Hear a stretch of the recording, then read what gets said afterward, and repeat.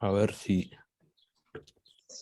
Bueno, empezamos. Hoy la idea es ir conversando con Carlos Arévalo a propósito de algunas ideas de Sueli Rolnik, del libro de Esfera de la Insurrección. Diré que Carlos es licenciado en psicología, trabaja en psicoanálisis. Hace muchísimos años que intercambiamos, discutimos, y siempre con una manera diferente, por ser un gran lector y realmente alguien que estimula las posibilidades de intercambio. En ese sentido, hoy va a ser una intervención en Diálogos a la Deriva. ¿Querés resaltar alguna otra cosa, Carlos? Además de la amistad de largo tiempo.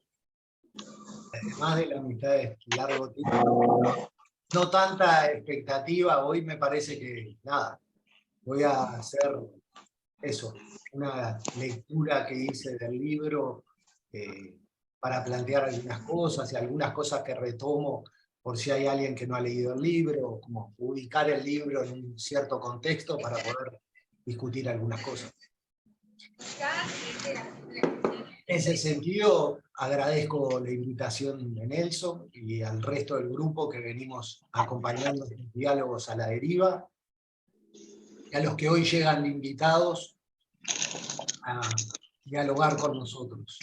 Este año venimos trabajando bajo la consigna de modernidad, colonialidad y subjetividad, revisión de los fundamentos vinculares. Hoy voy a intentar traer otro aspecto de la relación colonial y subjetivación. Es a partir de algunos puntos de lo que trabaja Sueli Rolnik en su libro Esferas de la Insurrección, apuntes para descolonizar el inconsciente. Este es un libro que se compone de 3 artículos. El primero fue escrito en el año 2012. A mi entender es el más conceptual, donde Rolnik hace sus planteos. Puede ser leído acompañado por las resonancias de otro libro que es Micropolítica, Cartografías del Deseo, que aparece en el 2013, escrito con Félix Guattari. Igual en el mismo libro, Guattari le hace un comentario de que el libro en realidad es de Sueli, que no es de él. Esto es como si dijera, una bitácora del recorrido de Sueli invita a Guattari a Brasil y tiene entrevistas con un montón de intelectuales, de grupos, de colectivos, para poder pensar la situación de Brasil en el 2012. 2 artículos más componen este libro, que fue publicado en el 2018, en los cuales se hacen lecturas y análisis de situaciones sociales. Caí en la cuenta que en portugués no dice apuntes para descolonizar el inconsciente. Eso fue una apuesta editorial al ser traducido al español.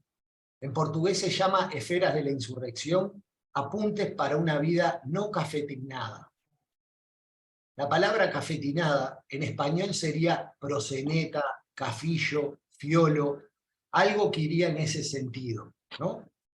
Y este matiz en el nombre lo vamos a retomar un poco más adelante, de cómo ella lo trabaja.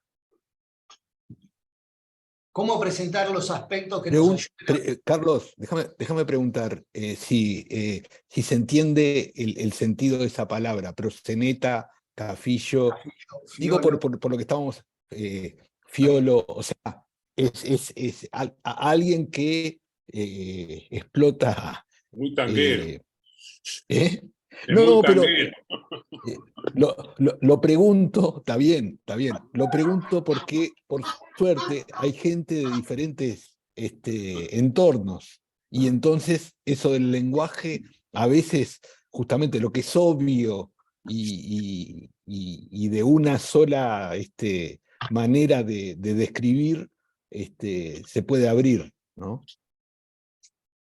Bien. Digo porque desconocía esto que vos traes de la traducción. Igual, Nelson, proxenetas hay en todo el mundo.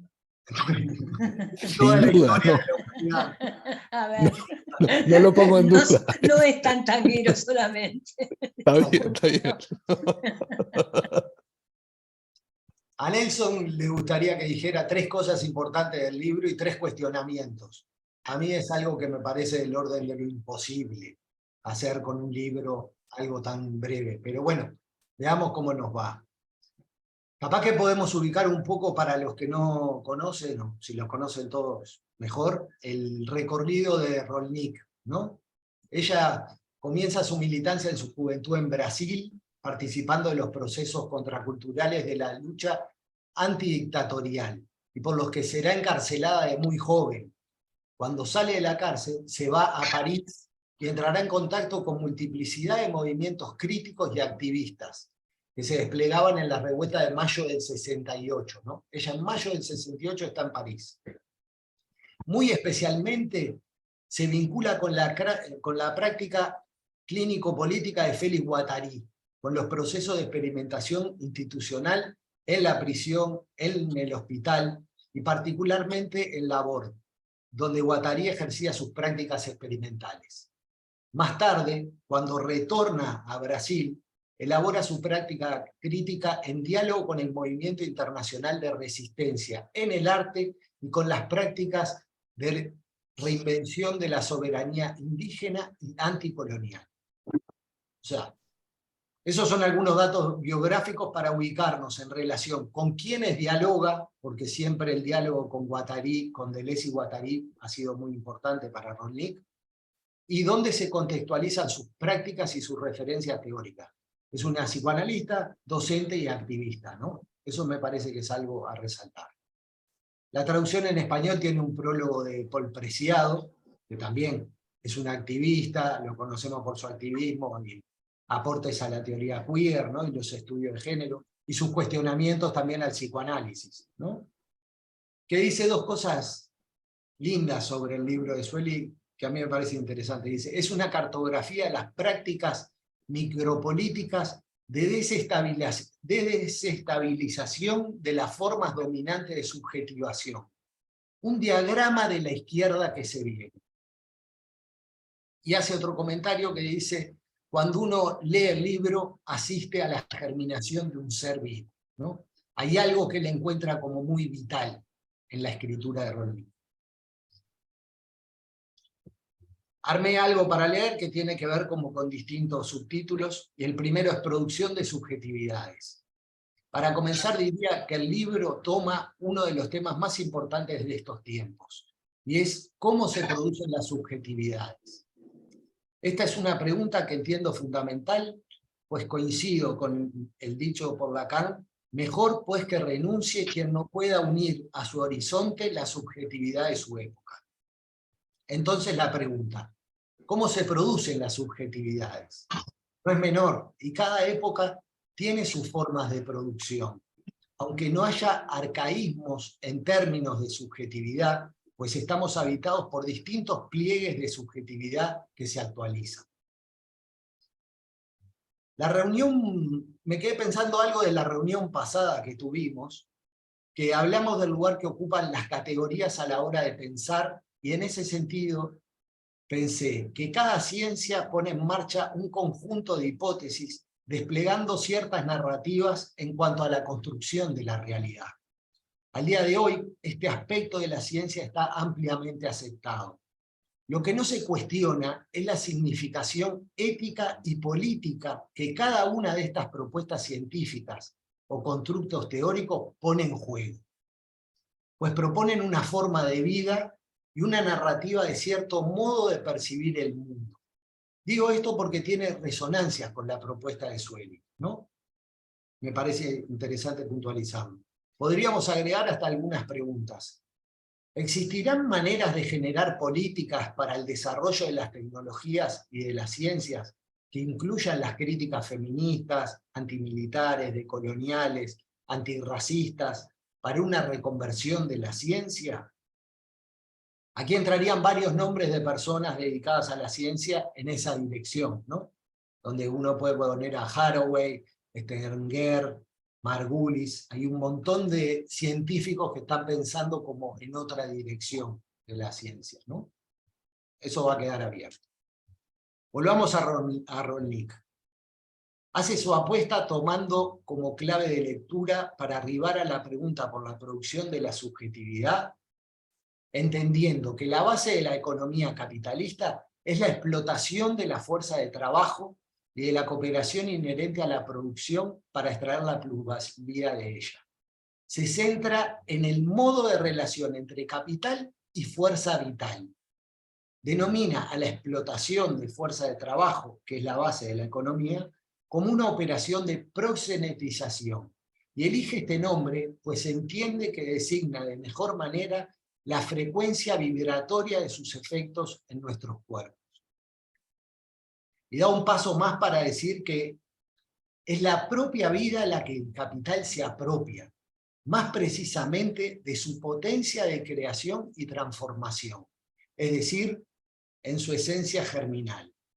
En otras palabras, va a decir que el capital lo que explota y hace de ella su motor es la propia pulsión de creación individual y colectiva, de nuevas formas de existencia y sus funciones.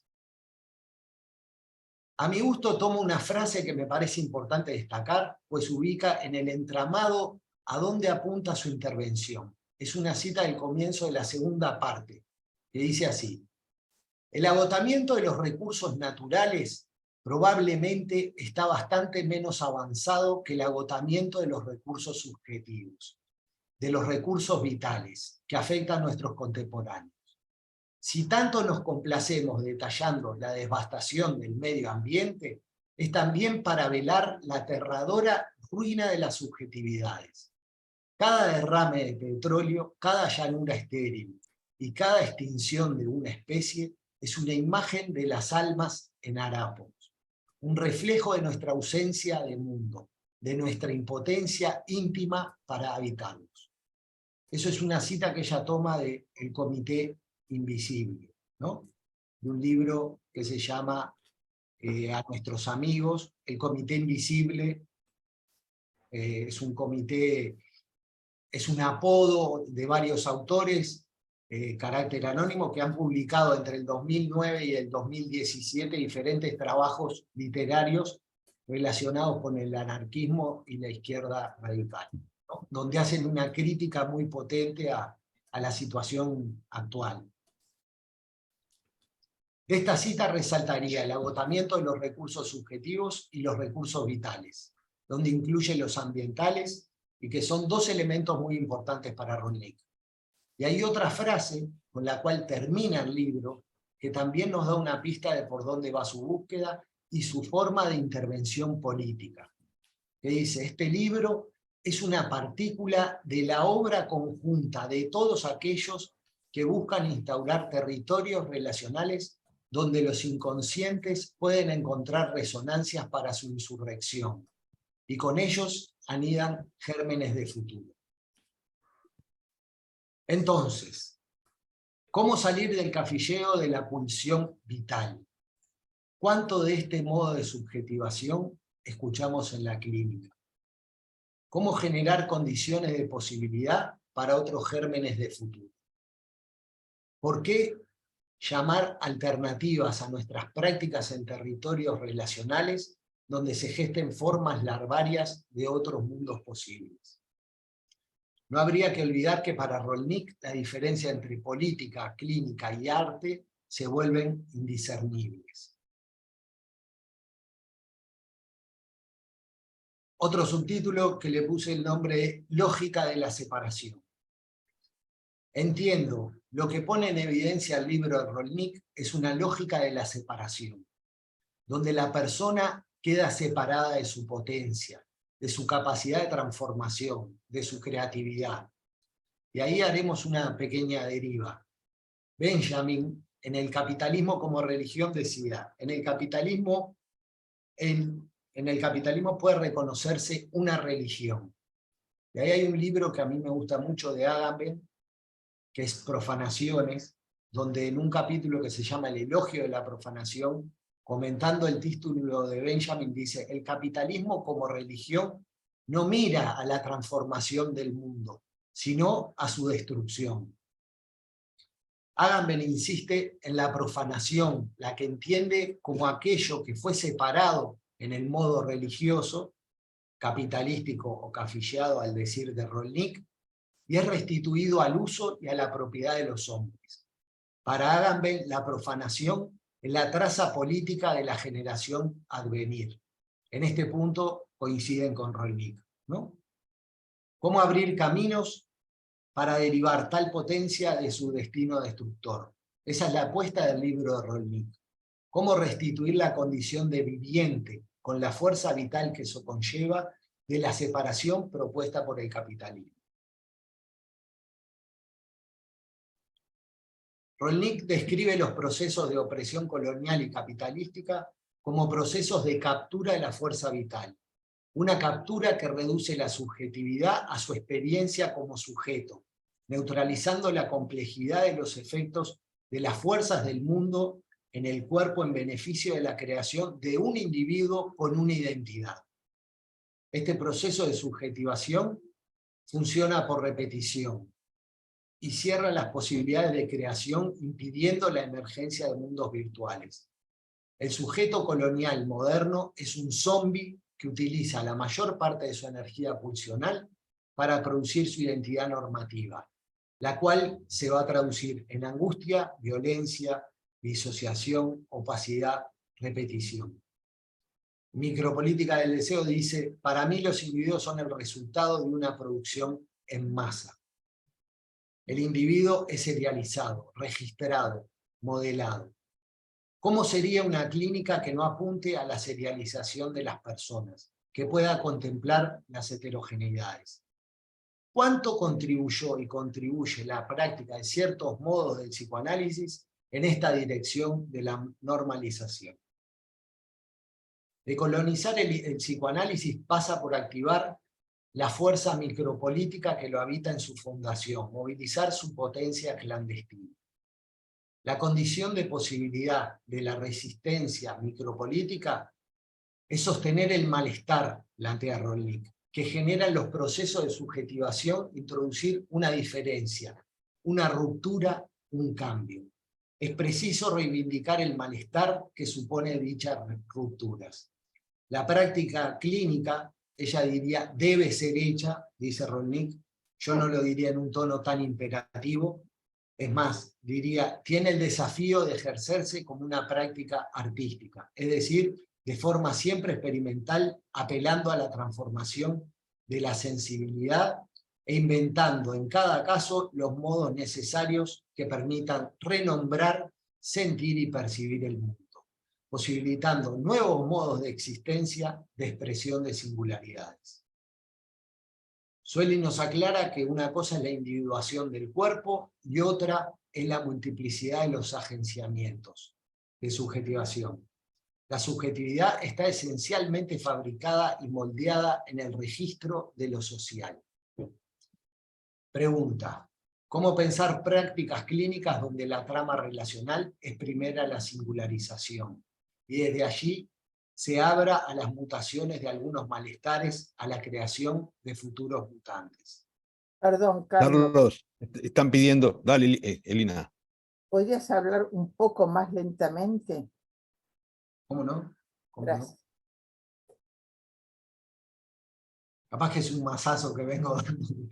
Pero si quieren frenamos y empezamos a conversar. Eso lo decide el coordinador.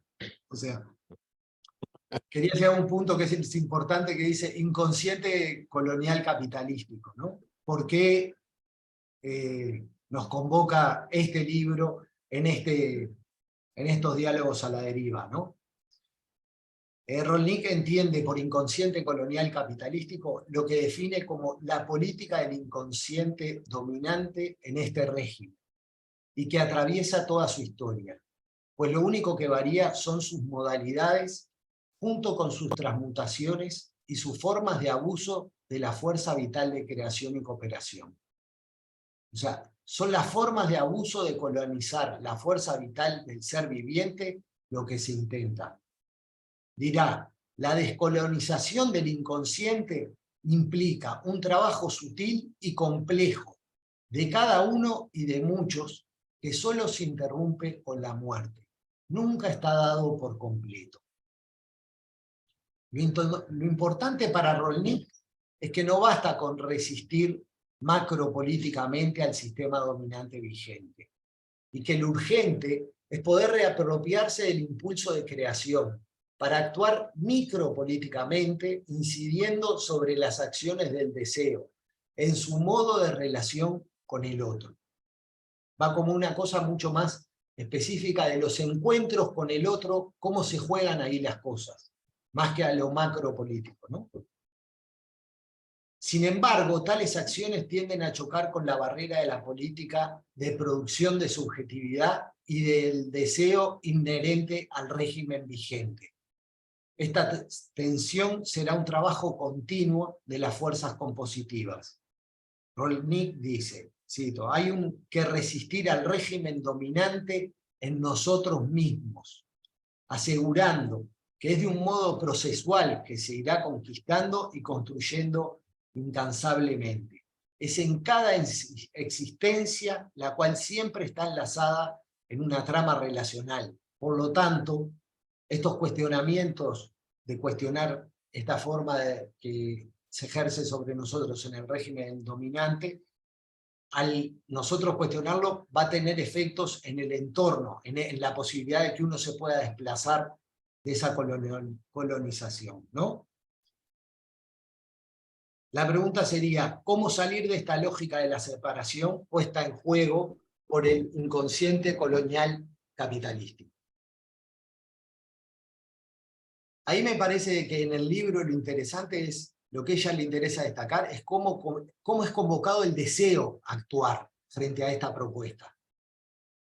¿Qué respuesta va a dar el deseo a este régimen que propone el inconsciente colonial capitalístico?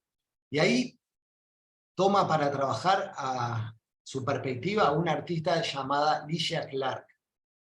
Supongo es una artista brasilera, fundadora del movimiento neoconcreto, comprometida con redefinir la relación entre el arte y el ser humano, ¿no? A nivel conceptual y sensorial. Rolnik utiliza particularmente una obra que se llama Caminando, que es de 1964. Que en realidad la obra consiste en hacer una cinta de Moebius, ¿no? De papel, e ir recortándola. ¿De qué modo? El planteo de Ligia es cómo marcar determinados puntos y no cortar siempre por el mismo punto, que eso lo que haría sería una reducción. Cómo esquivar esos puntos y poder generar, tratando de no pasar por los mismos puntos de corte, desplegando en complejos entrelazados y creando él mismo la obra. O sea, cada vez que uno se enfrenta a esa materialidad y con la cinta de Moebius va a producir una obra distinta, ¿no? Esa es la apuesta de Ligia Clark. Allí Rolnik va a entrelazar dos conceptos en la cinta de Moebius. Por un lado, la fuerza y por el otro lado, la forma. Detengámonos un poco en estos conceptos. Dice, así como las formas y las fuerzas son distintas, no son de la misma capacidad, a través de las cuales se registran las señales de cada una de ellas, ¿no? Del ejercicio de dichas capacidades resultan dos de las múltiples dimensiones. Esta dimensión de la forma y de la fuerza, va a decir que la conjunción de estas dos es a lo que le damos el nombre de subjetividad. Y es así como las formas y las fuerzas, si bien son distintas, son inextricables y constituyen una sola y misma cara de la superficie topológica relacional en el mundo, ¿no? Tales capacidades operan simultánea e inseparablemente en la trama relacional que se teje entre los cuerpos que la constituyen en cada momento. Tengamos o no conciencia de las mismas, e independientemente del grado en que mantengamos activa cada una de ellas para orientar nuestras elecciones y las acciones resultantes de las mismas. Y ahí va a hablar de cuáles son las cosas, las señas de la forma, ¿no? De un mundo que se capta por la vía de la percepción, la experiencia sensible, y del sentimiento, la experiencia de la emoción psicológica, ¿no? Serían las experiencias más inmediatas que tenemos del mundo, serían los códigos socioculturales que nos ubican socialmente, por las diferentes capacidades de acceso a los bienes materiales e inmateriales, y esto haría posible que nos ubiquemos en la vida social y en lo cotidiano. Esta vía de la forma, es lo que, esta reducción, como ella dice, constituye precisamente uno de los aspectos medulares del modo de subjetivación bajo el dominio del inconsciente colonial capitalista. Entonces, la forma sería lo que apuntaría, la primacía de la forma sería un sujeto y sería un modo de subjetividad apresada bajo el dominio del inconsciente colonial capitalista. Esta no sería la única forma de aprehensión del mundo, dice. Ahora vamos a ver las señales de la fuerza, que agitan su cuerpo y provocan efectos en nuestros propios cuerpos, ambos aquí en su condición de vivientes. Tales efectos resultan de los encuentros que tenemos con gentes, con cosas, con paisajes, ideas, obras de arte, situaciones políticas, ya sea presencialmente o a través de tecnologías de la información y la comunicación. Se introduce de este modo otra manera de ver y de sentir, que podemos asociar a la experiencia que Ligia Clark tuvo al recortar su banda de Moebius y llamó Caminando, ¿no? Interesante que la experiencia de Ligia en algún sentido lo que deja ver es como es una puesta en acto de esa experimentación. No se sabe qué se va a producir, ¿no? Hay algo.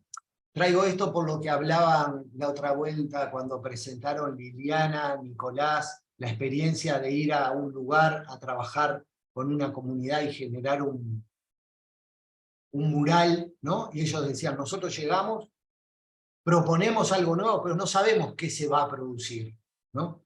Pero el mismo gesto ese de ir con esa propuesta para mí tiene mucho que ver con esto, ¿no? Cómo rescatar algo viviente que tenía que ver con la historia del lugar, con cómo se implicaban las personas, ¿no?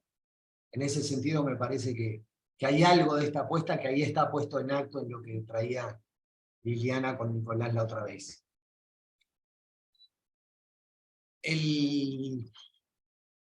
No sé si quieren frenar por acá y empezamos a dialogar y capaz que... Abramos. De cómo va resonando estas situaciones. Esto último me quedé, bueno, en muchas cosas me quedé pensando, pero cómo describir las diferentes lógicas que ordenan, ¿no? Y hasta en ese sentido provocativamente diría, hay que fijarse en las religiones que son organizadores sociales, no para respaldarlos, no para criticarlos, sino para ver cómo se arma esa lógica que hoy podríamos describir como lógica del Estado, sí, me convoca poder pensar que los que vivimos bajo una lógica de un Estado, antes de empezar estábamos hablando del Mundial, por ejemplo, como una experiencia, ¿no? Que la propia experiencia muchas veces refuerza la identidad. Y me parece que el planteo que hace Rolnik y lo que vos transmitís, Carlos, de esta experiencia de caminando, es justamente cómo hacer para que no vuelva sobre sí mismo las nociones de patriotismo, ¿no? Entonces, cuando vos traías esto de la lógica de la separación, ¿no? Y preguntabas cómo hacer, yo provocativamente digo, me parece que una manera de hacer es abrir espacios de interrogación, pero no son como esto que estamos haciendo, o intentamos hacer, después veremos si sale o no, pero cómo abrir formas de interrogación en donde el otro sea convocado como otro para poder responder. Espero por ahora, una última cosa más, como forma de agradecerle, porque vi que está presente, a Rocío Cabanzo. Me transmitió que en el libro de ella, Janine Puget, hablando de esto del deseo, ¿no? porque ese es otro aspecto que no interroga, me da la sensación, Rolnik, en el tema del deseo, Janine Puget hace una propuesta de pensar una otra manera, fuerzas vinculantes. Propone la propuesta de fuerzas vinculantes, en donde la producción sería un alejamiento de las personas o de los sujetos, habría que ver cómo se define, y una producción de la curiosidad. Esa curiosidad, ¿no? Otra vez, es una curiosidad tanto sobre uno como sobre el otro, que abre otros espacios. Por eso me parece que hay un desafío en el aire, que es la búsqueda de nuevas definiciones, pero no por el afán de la novedad, sino para buscar nuevas producciones, nuevas formas de relacionamiento, ¿no? A mí me parece, Joaquín.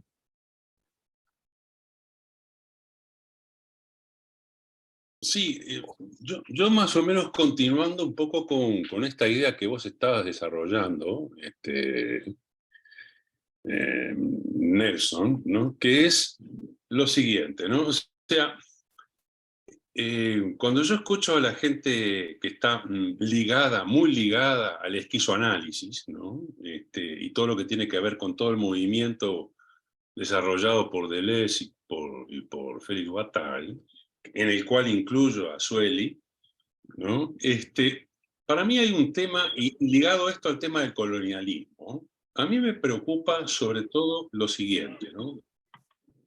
Cuando vemos la biografía de cualquiera de nosotros, siempre tenemos un pasaje por Europa, sea hecho materialmente, como fue en el caso de, yo también fui a Europa, digamos en mi adolescencia, ¿entendés? Sino, no solamente pasar por Europa quiere decir, sino que quiere decir tamizarse por Europa, o sea, que quiere decir cómo la cultura europea, etnocéntrica, etcétera, etcétera, nos ha tamizado a nosotros y cómo nosotros respondemos desde un nivel de resistencia o no a esta cultura. Entonces tenemos choques de culturas. Y a mí me parece que, por ejemplo, Brasil, que Sueli es brasileña, a pesar de su origen europeo, porque su apellido no tiene nada que ver con Portugal, ¿no? O lusitano, lo que sí vos observás es que el propio Brasil ha construido en determinados momentos construcciones subjetivas creativas poderosas para poder resistir el embate colonial imperial, digamos, de la formalización europea sobre el resto del planeta, ¿no? Entonces, a mí me parece, por ejemplo, ¿no? Vos ahí mencionaste, Carlos, el tema de la poesía concreta. Bueno, ahí tenés un exponente, Haroldo de Campos, ¿no? Que para mí es uno de los más grandes poetas del Brasil, en donde vos ves una construcción deconstructiva de lo europeo y también de lo brasileño. Pero para hacer esto, Haroldo se apoya nada más ni nada menos que en el movimiento antropofágico, que es el movimiento del año 1920, que surge con Mario de Andrade y Osvaldo de Andrade, la hermosa novela de Macunaíma, en donde vos ves un negro que nace de un blanco o un blanco que nace de una negra. Entonces, vos lo que observás ahí es la construcción brutal de cómo una subjetividad producida por lo regional se contrapuesta en relación a algo que pretende ser universal, porque la cultura europea pretende ser universal. Ese es el tema, ¿no? Y no olvidemos que dentro de la cultura europea hay muchas tribus ahí adentro, muy disímiles entre sí, y que se han fagocitado mutuamente, como el Imperio Romano fagocitó a los celtas, etcétera, etcétera, etcétera. Pero lo interesante es que es la mezcla lo que produce la creatividad. O sea, el movimiento antropofágico para mí da la pista esencial de la resistencia de evitar el colonialismo, que además viene con el psicoanálisis, con la sociología marxista, con la escuela de Viena, con la escuela, ¿viste?, de Frankfurt, etcétera, etcétera. O sea que de alguna manera nosotros somos hijos colonializados por Europa, pero que de alguna manera tenemos que tratar de rescatar algo del orden de lo propio regional en donde tú estás situado en el plano del espacio. Entonces, para mí el hecho de que no me extraña que aparezca una personalidad como Sueli Rolny, a la cual yo la conozco de las vueltas que tuvo acá en el Uruguay, invitada por la facultad, digamos, pero a mí me parece que lo que hay que reforzar como forma de creación es empezar a revisar determinados conceptos. Y uno de los conceptos pilares que de alguna manera el movimiento de Luciano puso en la picota, que es el concepto de deseo, dándole una vuelta de tuerca totalmente diferente al concepto de deseo desde el psicoanálisis freudiano o inclusive desde el concepto de deseo hegeliano, lacaniano que desarrolló Lacan, ¿no? Como y ansia y objeto de cero, etcétera, etcétera. Pero a mí me parece que ahí hay un tema de cómo repensar nuestra clínica o cómo repensar las formalizaciones de principios que nos habitan y que todavía nos siguen como colonializando totalmente, ¿no? Por eso a mí me parece que el avance que hace Janine Pouget, los avances que hizo Pigeon-Rivière en una época, los avances que hizo Lacan o Winnicott, o sea, son como pequeños movimientos o grandes movimientos que tienden a rearmar otra clínica, y que me parece que Guattari la desarrolla en un plano muy poderoso y por eso se liga también con los sistémicos norteamericanos, con los cuales tuvo muchísimo diálogo, justamente por esta suerte de imbricación de generar una clínica puramente relacional. O sea, de los dispositivos semióticos que producen efectos clínicos. Y en ese sentido a mí me parece que nosotros, los uruguayos o los argentinos, a veces renegamos de nuestra propia historia, en donde vemos movimientos artísticos o creativos que tienden a cuestionar y no solamente repetir lo que dice Europa, ¿no? Eso. Luis.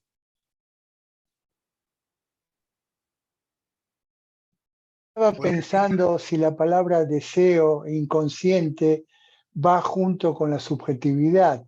Me parece que deseo es algo individual y para mí también el inconsciente es algo individual. ¿Cómo se puede apreciar un deseo en la subjetividad social? ¿La subjetividad desea? ¿La subjetividad tiene un inconsciente? No entiendo. Excelente pregunta. Es excelente pregunta. Me parece que es muy grande, si yo te tuviera que decir. O sea, como decía hoy Joaquín, o sea, me parece que él, desde que Deleuze y Guattari escriben el Antiedipo, ahí hacen un giro donde empiezan a hablar de otro modo del inconsciente, ¿no? Uno puede estar de acuerdo o no y hacer críticas o no. O sea, hacen una crítica fuerte al psicoanálisis como el teatro, como una teatralización del inconsciente, siempre remitido a la familia, y ellos intentan salir de eso, ¿no? Me parece que es una pregunta a sostener cómo es la producción de deseo. Para ellos es fundamental y hace la diferencia también. Está la diferencia cuando escribe Deleuze Deseo y Placer, ¿no? Donde se separa de Foucault, hay un montón de... Es un hilo conductor para Deleuze importante, ¿no? Que creo que... Bueno, no, hasta ahí. A ver. No sé si Laura y Liliana que querían hablar también. Sí, antes que nada, una cosita, ¿no?, que me quedó de lo que decía Joaquín. La madre Macunaíma es negra. Macunaíma no nació una blanca, nació una negra. Digo, lo que se busca son otras cosas, ¿no? Pero Cierto. solo pensar, es cierto, sí, nació una negra Macunaíma. Nació una negra. Y él era negro también, después fue evolucionando. Después se vuelve Claro, blanco. Como Michael Jackson. Intenta. Como Michael Jackson. Como Michael. Pero es esa película Macunaíma, hay que verlas otra vez. No, las otras cosas que quería decir es que en realidad el colonialismo no es lo mismo que la colonialidad. Digo, me parece que ese es un punto de categorías de conocimiento que es muy importante, digo, porque colonialismos siguen habiendo, ¿no? En todas partes del mundo, y nosotros seguimos siendo colonia, ¿verdad? En este momento no de Europa, sino de Estados Unidos, seguimos siendo de alguna forma colonizados. Pero lo que plantea la colonialidad es cómo de alguna manera incorporamos en el inconsciente individual, Luis, y en el inconsciente colectivo, una serie de contenidos que no tienen que ver solamente con la cosa, con el contenido, sino también con las formas, y eso tiene que ver con el lugar de sumisión en que estamos colocados, en el lugar de no crítica, que cada vez se va agudizando más, en lugar de irse modificando, se va agudizando más. Digo, pensar esto de esta dificultad para criticar, que no la podemos pensar desde este lugar de clase media que tenemos más o menos todos, ni de este lugar de personas de alguna manera formadas o con capacidad de pensamiento y de crítica, sino pensar en la gran masa de gente que cada vez se va llevando más a no pensar, a no criticar, a ser cada vez más sumisos, cada vez más dependientes de un pensamiento que es un pensamiento único. Eso, con el avance de la tecnología y de los medios de comunicación, lo vemos en forma alarmante, y sobre todo en los niños. Y ya de paso, pensar en la reforma educativa que se está haciendo acá en Uruguay, por lo menos, en el sentido ese que cada vez se van generando personas más alejadas de los conocimientos humanísticos y más alejadas del pensamiento crítico, ¿no? Entonces, digo, en suma, lo que quería decir es eso, ¿no? Que no solamente miremos esos contenidos que nos han venido de Europa y que algunos no son malos, digo, ¿no? Porque hay algunos conceptos, me acuerdo en una discusión que tuvieron Zizek y Peterson, que decía Peterson, ¿qué es lo bueno que ha dejado Europa para América? Y Zizek le dijo, la lucha de clases y la conciencia de clases. Eso vino de allá y es algo que tratan de hacernos no tener, es decir, no pensar críticamente y ubicarnos en un lugar de clase, ¿no? Pensar eso.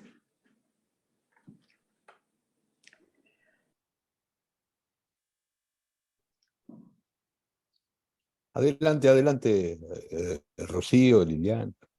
Bueno, un comentario sobre el tema del deseo, según la versión de Janine Puyet, y el deseo clásico de la teoría freudiana.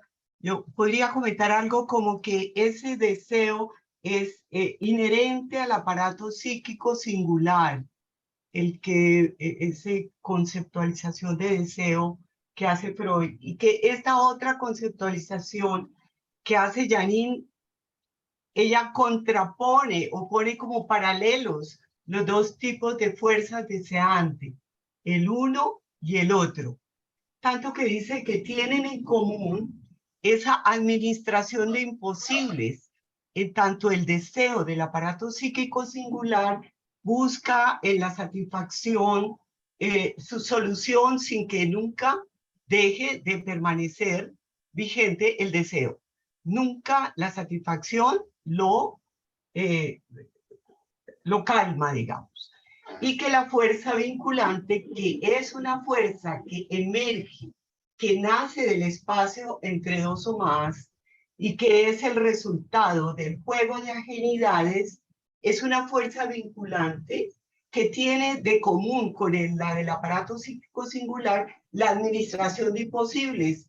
Tampoco puede ser la que logra esta fusión, unión o satisfacción, porque lo que hace es alejar a los miembros del vínculo, produciendo más ignorancia y entusiasmo por conocer. Y agrega Janine, en este caso, genera procesos de desterritorialización y reterritorialización a partir de los cuales se van creando nuevas brechas. En lo que yo creo, ella presenta estos dos conceptos como paralelos. El uno del aparato psíquico singular y el otro emergente del juego de afinidades entre dos, con similitudes y diferencias, pero son diferentes.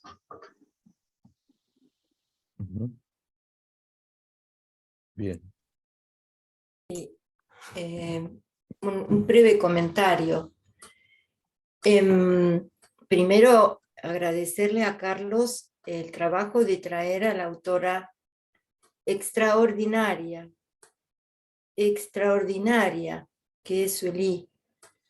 Después hay que trabajar, hay que pensar, de construir, ir, venir, pero digamos, yo lo primero que pensaba es que es imposible simplificar o reducir o tratar de entender tan rápido un pensamiento tan potente y de tanta apertura, porque si hay algo que ella toca valientemente es la categoría de deseo, justamente porque la conmueve en el sentido de pensar en un juego entre deseo y producción del inconsciente, en donde ya no se puede pensar en términos de individualismo, esto que traía recién Luis.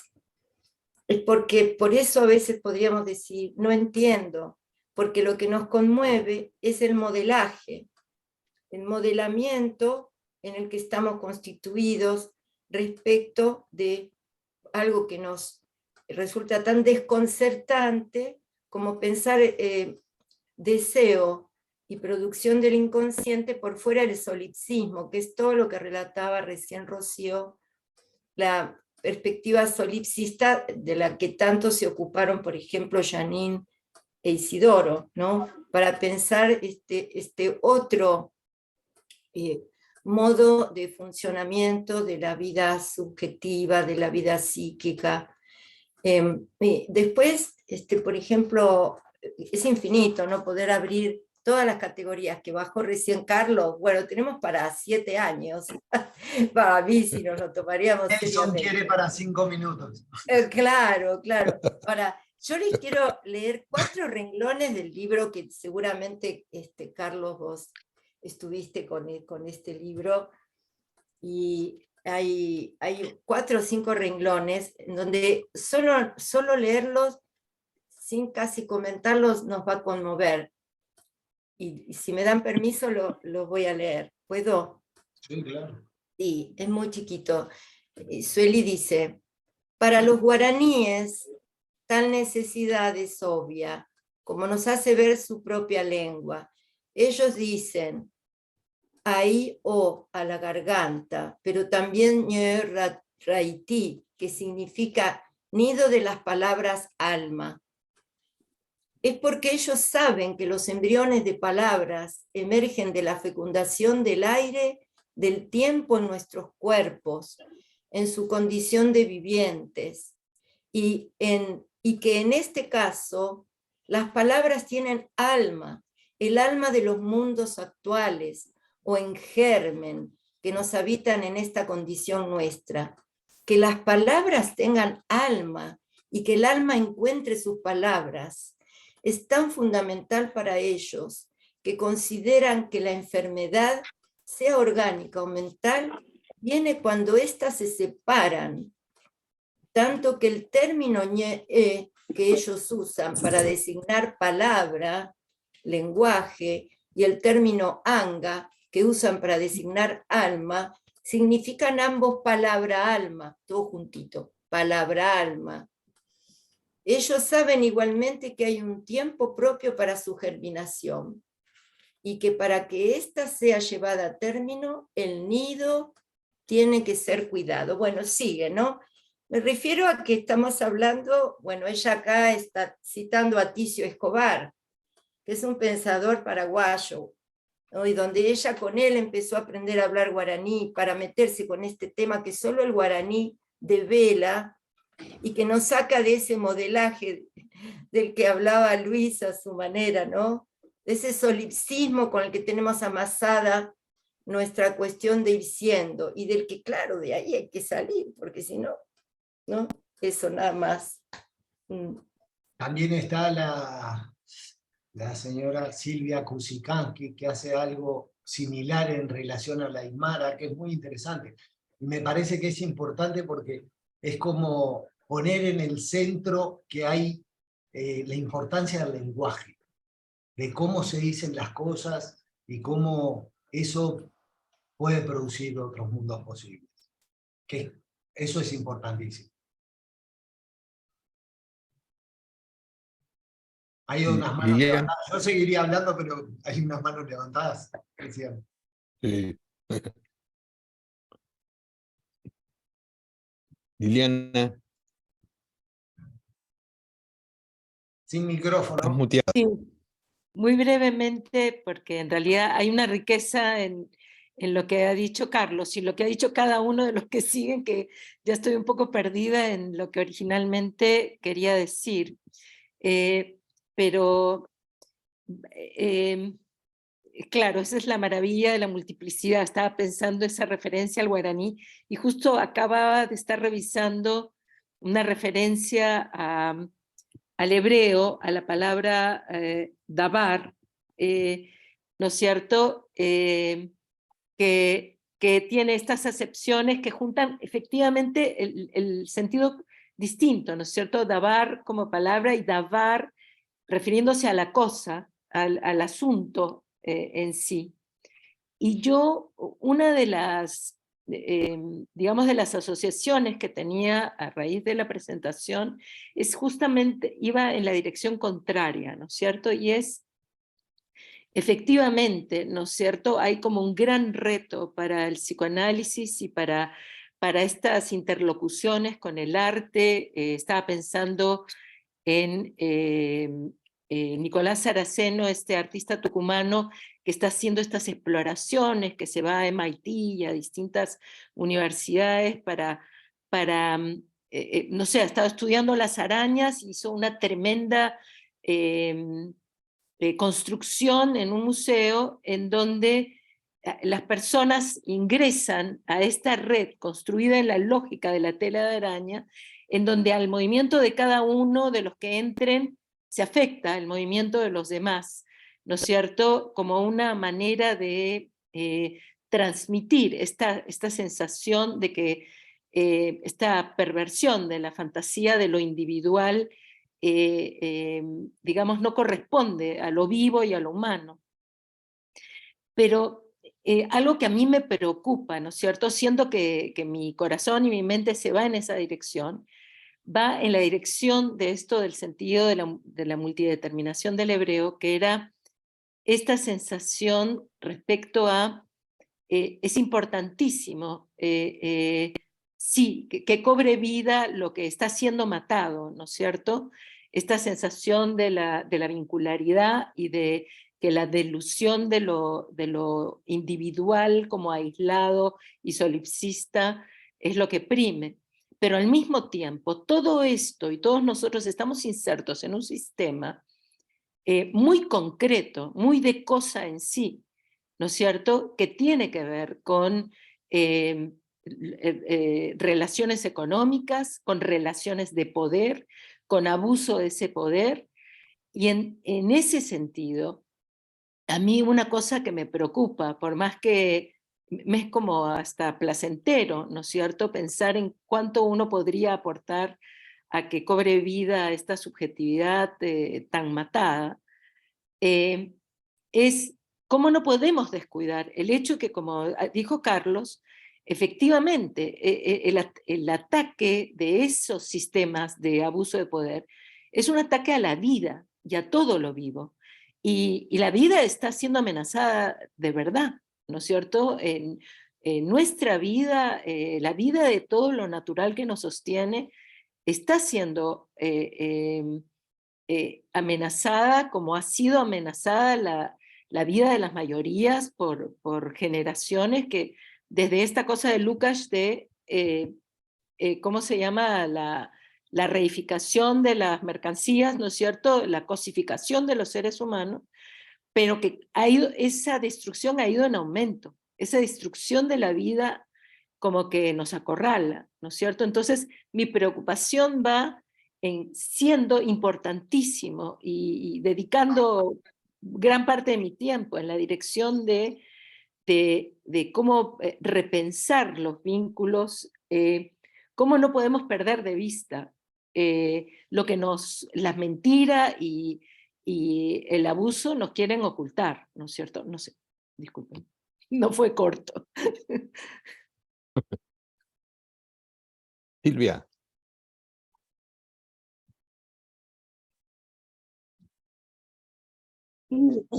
Muchas gracias por tu presentación, Carlos. No, si todavía no he podido leer a la autora, sí lo voy a hacer, ¿no? Porque me interesa. Pero a mí lo que me generó mucho, la resonancia que me hizo, estuvo como vinculado a Hannah Arendt, ¿no? Cuando ella dice, tomando el estudio de los presocráticos, ¿no? Ella menciona cómo los griegos lo que buscaban era la inmortalidad.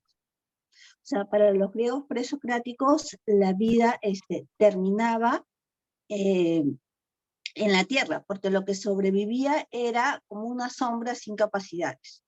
Entonces, poder alcanzar la inmortalidad estaba relacionada a realizar acciones por medio de las cuales se sobreviven las siguientes generaciones. O sea, esa era la búsqueda del griego presocrático, ¿no? Entonces, Homero, ¿no? La Odisea, la Ilíada tiene que ver con eso, ¿no? Cómo se daba lugar, ¿no? A estas acciones por medio de las cuales se alcanzaba la inmortalidad, tanto de las personas de su bando como del bando contrario, ¿no? Entonces, la admiración y el reconocimiento de las acciones estaban vinculadas a los del mismo bando como los del bando contrario.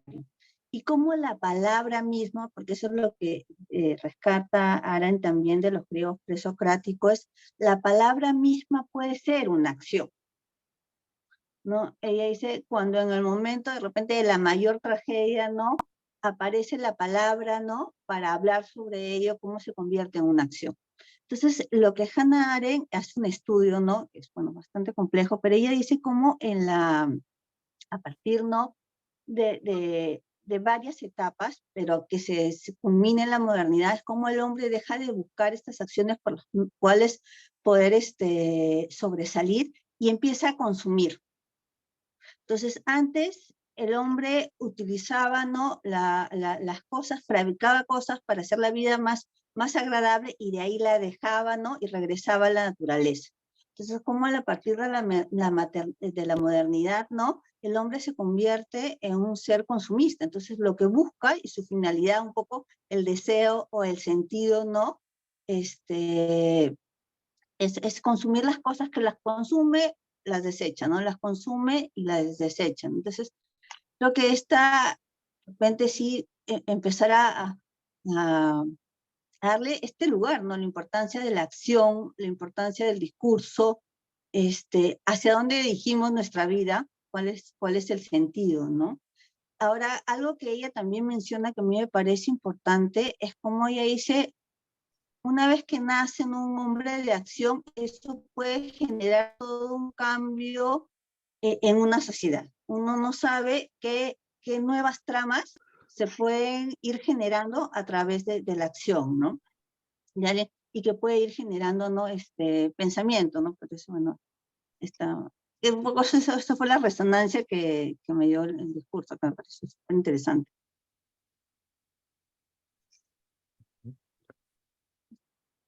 Gonzalo.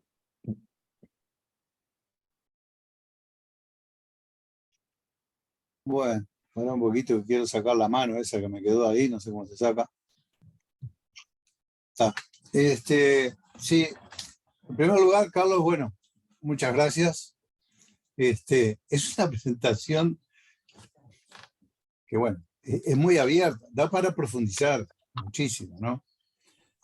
Hay un video en internet, incluso, acerca de esto de la colonialidad, donde ella expone y muestra la obra de Ligia, que en realidad fue capitalizada por sus descendientes, pero incapturable, porque en realidad la obra de Ligia consistía en el proceso de ir cortando, y no en la cinta cortada. Y en este sentido también me gustaba elogiar el trabajo que hicieron Lila y los muchachos de allá del norte, que no me acuerdo dónde estaban, pero porque el mural no es solamente el mural, es el proceso de hacerlo lo que le dio la apertura y que me parece que nos saca de una lógica del ser en la cual estamos atrapados en el lenguaje o en la gramática. Yo no lo sé definir bien porque no soy lingüista, ¿no? Entonces capaz que estoy diciendo en un lenguaje del ser y es en una gramática del ser, como le gusta decir a Tortorelli, ¿no? Es decir, nosotros estamos muy fijados a esto de lo estático, del estado, y no del proceso, no del devenir, y de que es con el otro que siempre se deviene y se transforma. No quiero ser tajante, digo, son ideas que vengo capturando y voy soltando, así que está. Entonces, por ejemplo, cuando Carlos habla de fuerza y de forma, se detiene más en la forma, no llegó a la fuerza todavía, a la descripción de lo que Sueli habla de fuerza, que también tiene que ver con intensidades, y que es un componente de las subjetividades también, porque no es solo la forma en la que nos permite es identificarnos, reconocernos, es decir, o decir no sé, no entiendo, porque uno está plantado desde un paradigma determinado y nos cuesta abrirnos a otro paradigma. Entonces, la forma me parece que está más atada a esa lógica del ser, y la fuerza que me gustaría que, aunque sea una puntita, pudieras dar, Carlos, tiene que ver más con el devenir de los cuerpos, en la relación entre los cuerpos.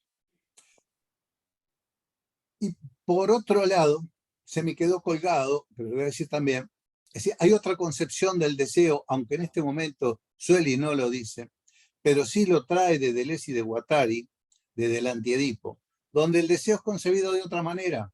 El deseo es concebido como producción. Entonces, es decir, el deseo lo que produce es encadenamientos entre objetos y situaciones. La propaganda la utiliza muy bien esto. Produce delirios donde hay, por ejemplo, como decía una española que no me acuerdo ahora cómo se llama, aparece un auto en una montaña y los jóvenes sacando la cabeza, o una familia, y uno mira eso y desea el auto.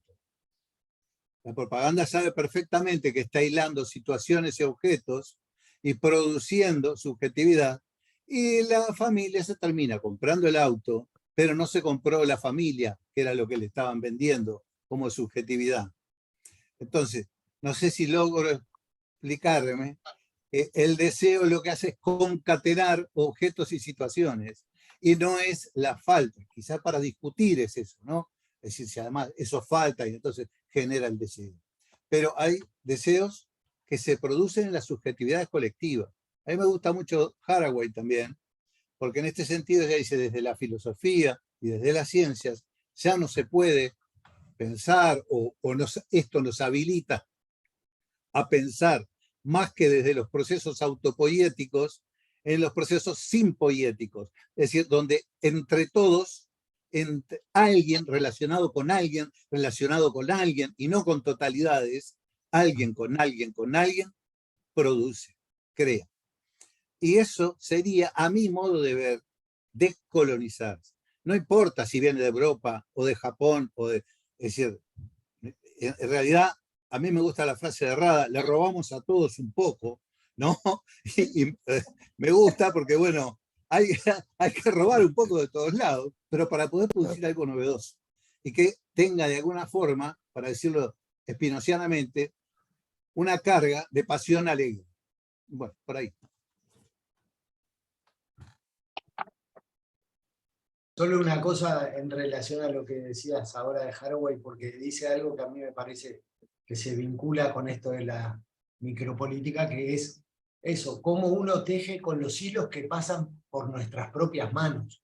No es en un pensamiento totalitario, es en los pequeños encuentros relacionales y con los otros, es ahí donde se va a poder producir una modificación. Es ahí donde está el juego que se puede habilitar a que algo se resalte de la fuerza vital o no. Depende cómo uno ponga en juego el deseo en esos encuentros, ¿no? Y sin duda, otra parte que no leí, que me parece que para Sueli es fundamental, es lo común, ¿no? El concepto de lo común, que es todo otro capítulo que me parece también importante. A ver, Ana.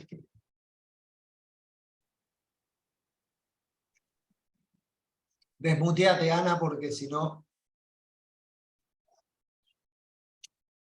No, que me gustaría que tuviéramos la oportunidad en algún momento de reunirnos, trabajar como estamos ahora trabajando, para pensar cómo llevar un poco más a la práctica todo esto que estamos hablando, ¿verdad?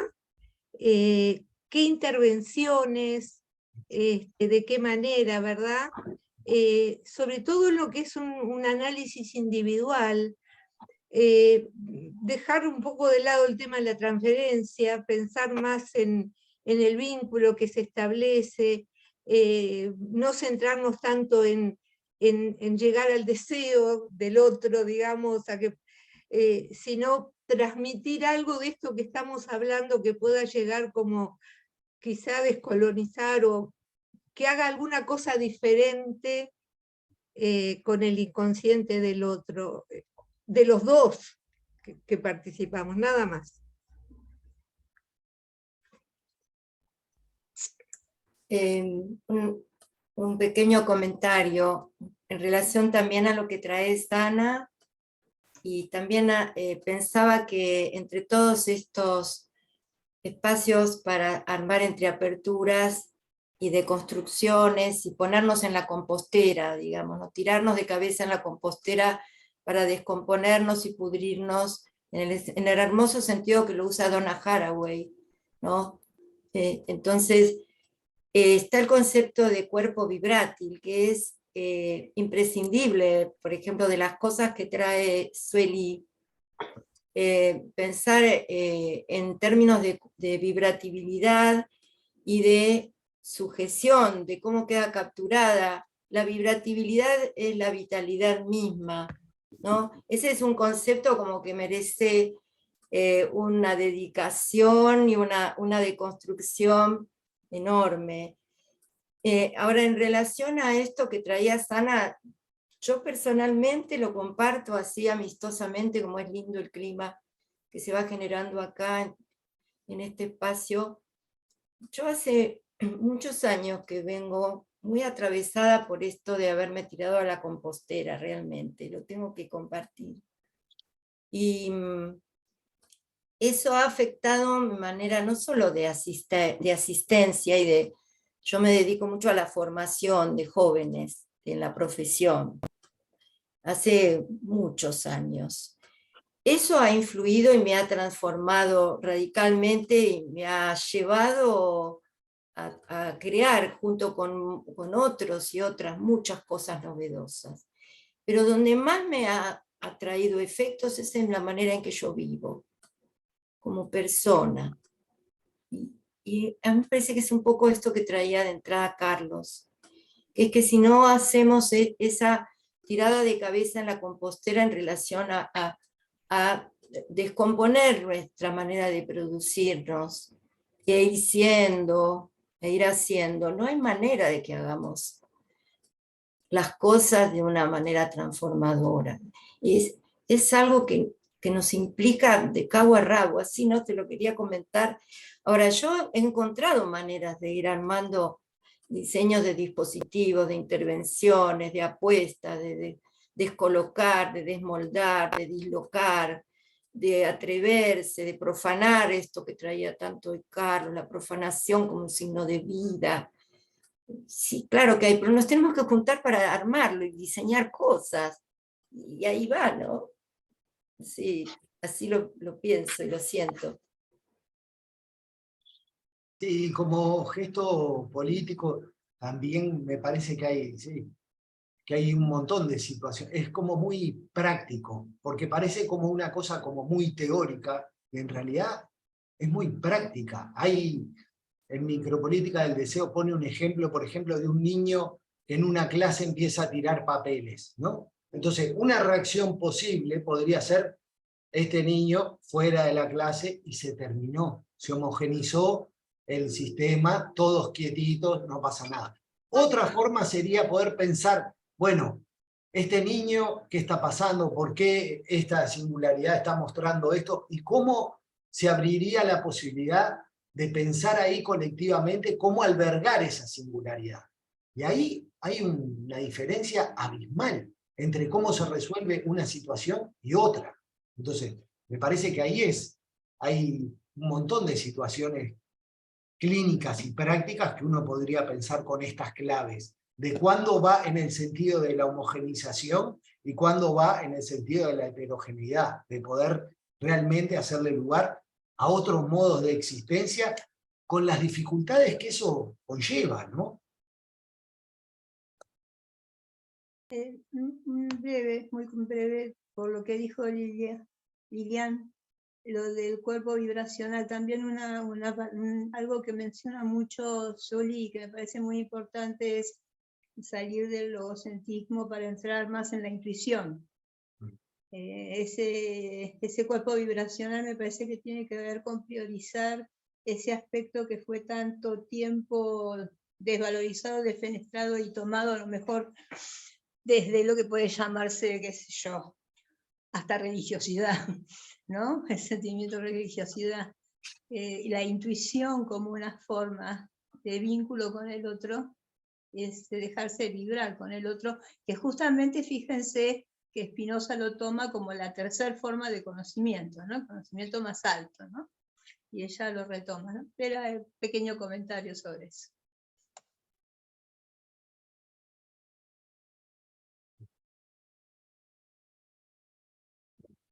Rocío. Haciendo un comentario pequeño de lo que acaba de decir María Ángela, ese saber del cuerpo o cuerpo vibrátil sí parece como indispensable para esta descolonización del inconsciente. Y estoy muy de acuerdo con quien dijo que el tema no es decolonizarse de Europa ni de alguien en especial, sino de un régimen antropólogo falocentrista. Y volviendo al comentar un poco lo que dijo Lila, de que ella ha estado cambiando su vida a partir de botarse, no entendí bien el término porque, pero es tirarse al agua más o menos, poner el cuerpo, ¿no? Lo entendí así. Me parece que ahí está la fuerza vinculante, que eso que has estado generando, fíjate, yo estoy aquí en gran parte por Lila, es un deseo vinculante, es una fuerza vinculante, que no nació de mi aparato intrapsíquico, sino del encuentro con ustedes y con Nelson, y hoy con todos ustedes y con Carlos, que me parece que pone el cuerpo en esto que está exponiendo hoy. Ese es el deseo común, colectivo. Es muy fuerte.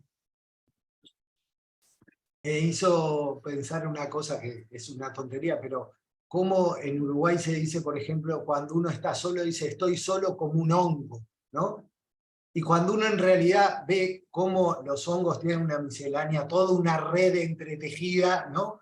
Pero hay algo de este régimen que produce eso. Uno puede como sentirse solo como un hongo. Recién cuando va en busca de las resonancias y de los entramados donde uno ve que hay posibilidades compositivas, en eso que decía Lilia, Liliana, de, bueno, tirarse a la compostera y bueno, y ahí uno se va a transformar. No hay otra cosa de transformarse con lo que hay ahí, con lo que está ahí, ¿no?